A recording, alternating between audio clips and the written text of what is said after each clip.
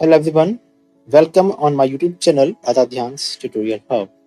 Students, this is coordinate geometry and you are watching its part 1. Here we will discuss over the questions of exercise 3.1. So watch it carefully. Describe the position of object or point in a plane.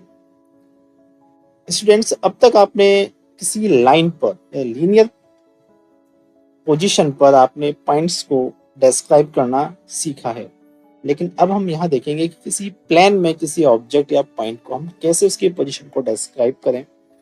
यहाँ पर आप देखें एक classroom का sitting plan है और ये teacher की डेस्क है, this teacher desk and this is the desk of Sonia and this is the desk of Ravi. Sonia की डेस्क की पोजीशन बताने के लिए हमें बताना होगा कि इसकी पोजीशन क्या है, कॉलम कौन सा होगा, 5। Here there are 8 columns in this class. इस क्लास में जो डेस्क लगी हुई है वो 8 कॉलम्स में लगी हुई हैं और ये क्या है, रोज कितनी है, 5। तो पोजीशन क्या हुई सोनिया की, 5th column and 2nd row. Okay, 5th column में इसकी 2nd रो है।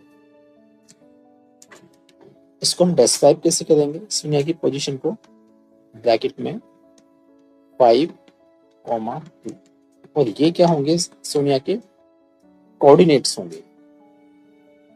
ओके, क्योंकि यहाँ पर जो कॉलम है, सबसे पहले हम कॉलम की पोजीशन को बताएंगे, क्या कितना होगा 5 और रो कौन सी है इसकी 2nd।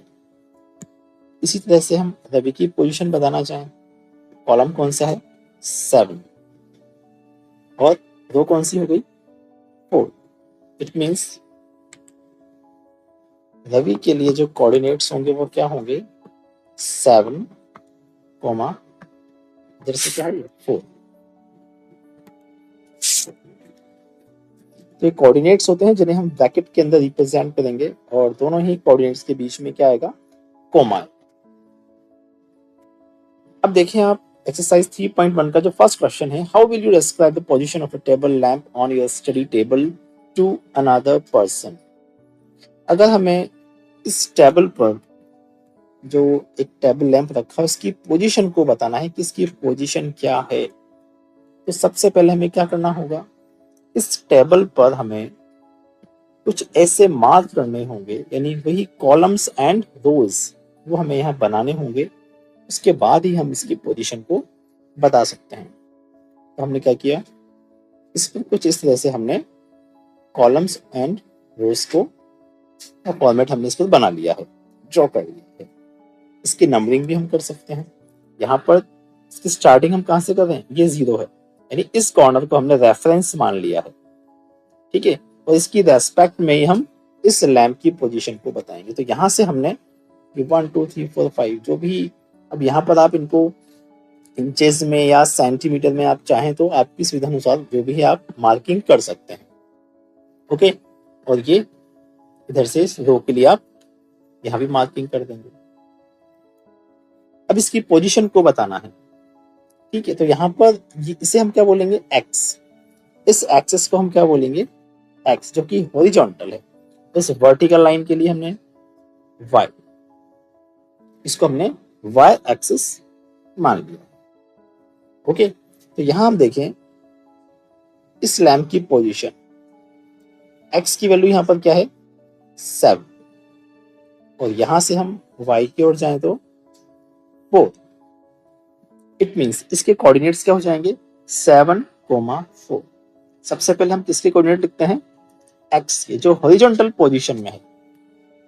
एक्स की वैल्यू पहले हम लिखेंगे 7, देन वाई की वैल्यू 4। ओके, तो इस तरह से हम इसकी पोजीशन को बता सकते हैं। नेक्स्ट क्वेश्चन देखेंगे हम, इसका question number 2। Here there is a street plan, a city has 2 main routes. इस सिटी में 2 मेन रूट्स हैं that intersect at the center. These routes run in the north, south and east-west directions All other streets then parallel to these roads and are 200 meters apart. Two main roads हैं और उन main roads के parallel भी कई roads हैं in both direction, north south and east west direction में और भी पैरेलल रोड्स हैं जिनके बीच की डिस्टेंस कितनी है 200 मीटर्स। आपको एक स्केल एज्यूम करना है, इमेजिन करना है 1 सेंटीमीटर टू 200 मीटर्स। एक मॉडल बनाना है सिटी का आपकी कॉपी में। Represent the road street with single lines, हमें रोड्स या स्ट्रीट को सिंगल लाइन से रिप्रेजेंट करना है।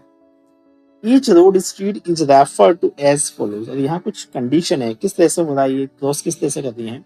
If the second street running north south, north south में जो सेकंड स्ट्रीट है and the fifth street running east west intersect, और इसको जो फिफ्थ स्ट्रीट अगर इंटरसेक्ट कर रही है ईस्ट वेस्ट डायरेक्शन में, तो इस क्रॉस स्ट्रीट को हमने बोला है 2,5। ठीक है, यानी नॉर्थ साउथ डायरेक्शन में जो स्ट्रीट है उसको हमने पहले लिखा है, और ईस्ट वेस्ट वाली जो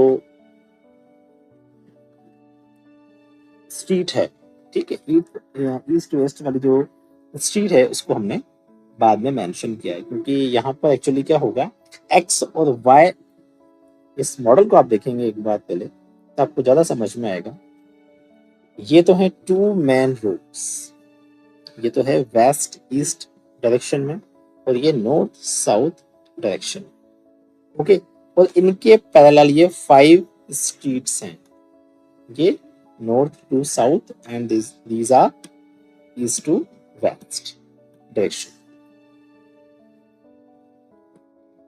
नॉर्थ साउथ स्ट्रीट जो है सेकंड नंबर की जो स्ट्रीट है इसको ईस्ट वेस्ट डायरेक्शन की जो 5th नंबर की स्ट्रीट कट कर रही थी इसको हमने इस कोऑर्डिनेट को क्या नाम दिया था 2,5, जो हमने क्वेश्चन में दिया हुआ, यानी इसको ऑलरेडी डिस्क्राइब किया हुआ है कि इस क्रॉस को हमने 2,5 कहा, और आप जानते भी हैं कि ये एक्स एक्सिस है ईस्ट वेस्ट वाला और ये वाई एक्सिस है, और कोऑर्डिनेट्स जो हम लिखते हैं सबसे पहले हम एक्स की वैल्यू को लिखते हैं, यानी ये वैल्यू कौन सी है 2, इसको हमने पहले लिखा, और y की वैल्यू यहाँ पर 5, इसको हमने बाद में।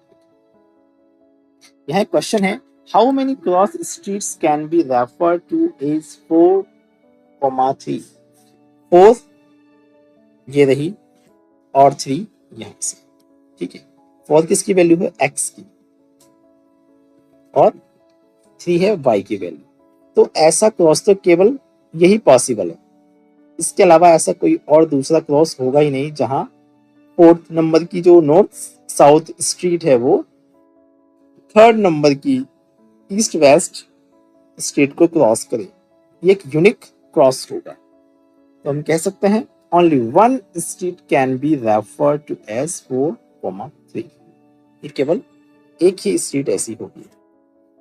ऐसा ही एक और क्वेश्चन है how many cross streets can be refer to as 3,4।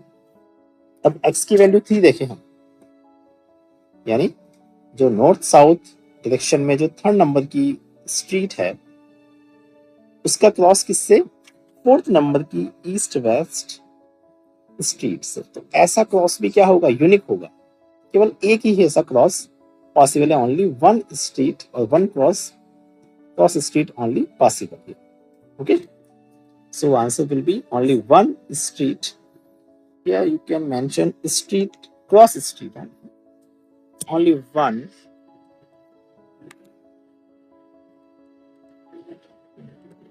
cross street is possible. Okay students, मिलते हैं नेक्स्ट वीडियो में, till then keep watching the advance tutorial hub.